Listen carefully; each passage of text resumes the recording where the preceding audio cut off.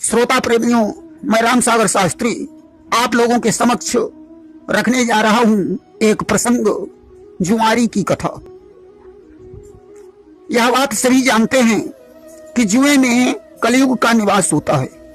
जुआ खेलना कोई अच्छी बात नहीं है। मनु स्मृति में मनु जी ने इसका विरोध किया है कि है खेल जुए का बहुत बुरा, यह मनु जी ने बतलाया है। जिसने जिसने इसको खेला बस सत्यानाश कराया है। जुआ खेलने से राजा नल का सारा राजपाट चला गया। जंगलों में मारे मारे घूमते रहे। धर्मराज युधिष्ठिर ने दुर्योधन के साथ जुआ खेला, सारा राजपाट हार गए। आखिर में द्रौपदी को भी दांव पर लगा दिया। जंगलों में मारे मारे भटकना पड़ा। एक कवि ने लिखा है कि सिर में एक ही जुआ होता तो सिर दिन भर खुजलाता है। पड़ जाए जुए में बैल अगर तो गर्दन नहीं हिलाता है। जुआरी को न जीतने में चैन है न हारने में चैन है। अगर जीत गया तो विचार करता है चलो और खेलें, शायद और जीत जाएं। अगर हार गया तो भी विचार करेगा चलो और खेलें, हो सकता है इस बार जीत जाएं। देखिए, एक जुआरी की पत्नी अपनी सहेली से रो रो कर अपनी मुसीबत सुना रही है कि कैसे सफरी रामा, कैसे सफरी कि पियवा हमका मिले जुआरी, बहना कैसी सफरी। कहती है बहन, क्या बताएं, हमारी तो किस्मत ही फूट गई जो जुआरी से पाला पड़ गया। सारा दिन बिना खाए पिए घर से गायब रहते हैं कि दिन दिन मान घरे नहीं आवे, जुआ पे भये दीवाने। लड़का बच्चा भूखे न तड़पे, घर में नहीं दुई दाने कि हम हूं जेवर बिना उघारी, बहना कैसी सफरी। घर में खाने को कुछ भी नहीं, बच्चे भूखों तड़प रहे हैं। सारा जेवर जुए में चला गया। और इतना ही नहीं, बहन, हमारे पिताजी ने दहेज में भैंस दी थी, इसने उसे भी जुए में हरा दिया कि भैंस बबुल ने दई हमारे, सो जुआ मारे। और कपड़ा लत्ता तन के हारे, हारे द्वार किवारे, और हारे लुटिया बटुइया थारी, बहना कैसी सफुरी। कपड़े लत्ते भी हार गए, मकान के दरवाजे और किवाड़ बेचकर जुए में हरा दिए। घर में जितने बर्तन थे सब बेचकर जुए में हरा दिए। जब कुछ भी नहीं बचा तो चोरी करने लगे कि चोरी करत पकड़ी गए। एक दिन गारी सुनी 50, और जूता चप्पल लाठी डंडा पड़े शीश पर लाखन। और पुलिस ने हालत सबे बिगाड़ी, बहना कैसी सफुरी। चोरी करते समय एक दिन पकड़ गए। लोगों ने पकड़कर इन्हें खूब पीटा, पुलिस के हवाले कर दिया। पुलिस ने बेंत मार मार कर इनकी हालत खराब कर दी। हम तो अपने पिता को दोषी मानती हैं जो उन्होंने मुझे ऐसी जगह झोंक दिया कि बुरा बोलने कियो हमारे, झोंक दियो खंडक मां। और किसे सुनाऊं जीवन दुखड़ा, जान परी झंझट मां। और फूटी किस्मत हाय हमारी, बहना कैसी सफरी। मैं अपनी मुसीबत किसको सुनाऊं, मेरी तो जिंदगी ही बर्बाद हो गई। इसीलिए कहा गया है कि जिनने खेलो जुआ सभी पे पड़ी मुसीबत भारी। रोए रोए के कटी जिंदगी, जग में भई अति ख्वारी। कि सागर बनियो ना जुआरी, बहना कैसी सफरी। जिसने जिसने जुआ खेला उसकी जिंदगी में मुसीबत ही मुसीबत आई। इसलिए जुआ नहीं खेलना चाहिए। एक बार की बात है, एक जुआरी ने अपनी 60 बीघा जमीन गिरवी रखकर जुआ खेला।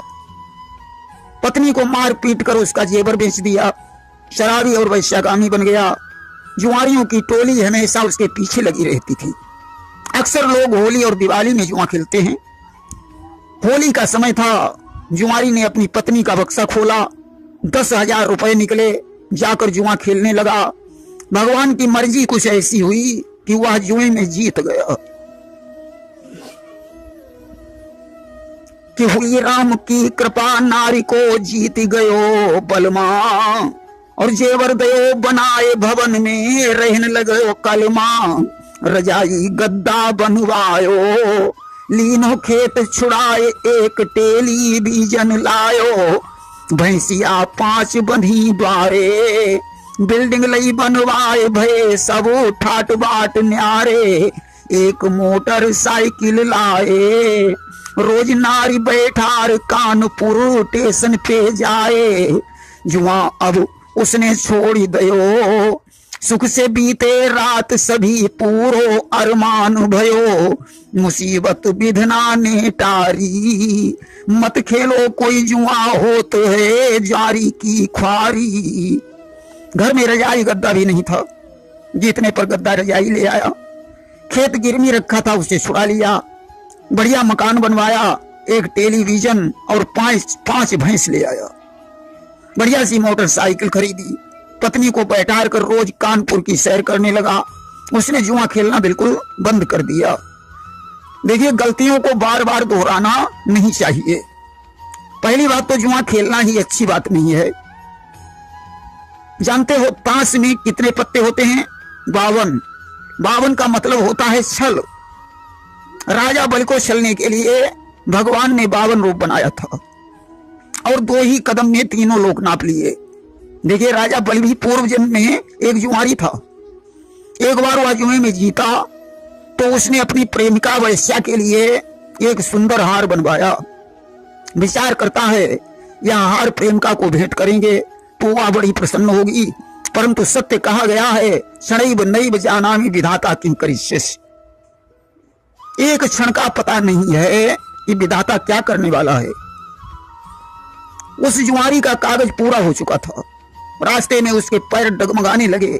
जुआरी विचार करता है कि मालूम पड़ता है अब मेरा आखिरी वक्त है, मैं यह हार वैश्या तक नहीं पहुंचा पाऊंगा।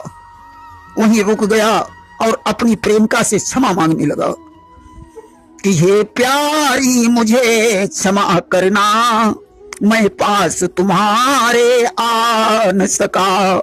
लाया था हार पिन्हाने को, पर हार तुम्हें पहना न सका। रास्ते में उसने देखा एक शिव जी का मंदिर है। आज उसने वो हार भगवान शंकर के गले में डाल दिया और उस जुआरी की मृत्यु हो गई। मरने के बाद भगवान के पार्षद उसे स्वर्ग में ले आए। धर्मराज ने उसका चित्रगुप्त के द्वारा लेखा जोखा दिखवाया। चित्रगुप्त ने कहा, महाराज इसने जीवन में कोई शुभ कार्य नहीं किया है, इसने केवल एक ही शुभ कार्य किया है जो भगवान शंकर को हार समर्पित किया है। धर्मराज ने कहा, इस पुण्य से यह 2 घड़ी के लिए इंद्रासन पर बैठ सकता है। धर्मराज ने उस जुआरी से पूछा, तुम पहले पुण्य भोगना चाहते हो या पाप? उसने कहा, मैं पहले पुण्य भोगूंगा। धर्मराज ने उसे इंद्रासन पर बैठा दिया और इंद्रता ही जब दीन बनाई, तुरंत ही गयो सुखल बोराई। ज्यों ही उसे इंद्रासन पर बैठाया, उस दुष्ट की मति बोरा गई। उसने तिलोत्तमा, उर्वशी आदि अप्सराओं को बुलवाया और सुरापान करके कुपंथ पर चल पड़ा। कि सुरापान करी बार ही बारा, फिर कुपंथ पर पगुते ही धारा। उसी समय देवर्षि नारद जी आ गए, देखकर मुस्कुराए। उन्होंने कहा, अरे मूर्ख, यह स्वर्ग लोक है, इसमें कुछ दान पुण्य कर, अन्यथा तू पापों को भोगने में असमर्थ हो जाएगा। जुआरी के बात समझ में आ गई। उसने 2 घड़ी के अंदर एरावत हाथी, नंदनवन और स्वर्ग लोक का दान कर दिया और निष्पाप होकर दूसरे जन्म में राजा बलि बना। अगले मनवंतर में राजा बलि ही इंद्र बनेगा। प्रेम से बोलिए शंकर भगवान की जय।